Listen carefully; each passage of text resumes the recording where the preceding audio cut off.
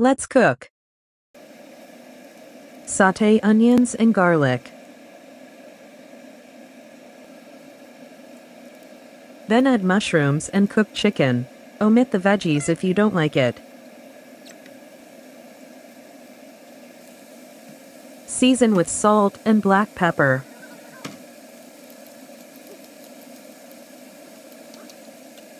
Mix and cook until the water from the mushrooms dries out. Mix once in a while.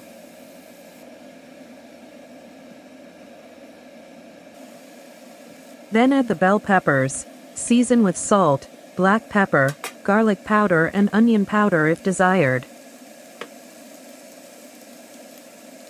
Mix and cook until the veggies are done and a little caramelized.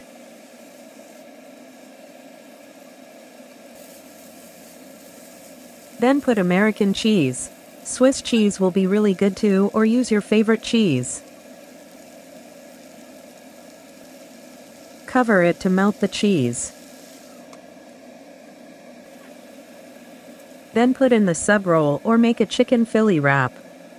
Serve with your favorite sides.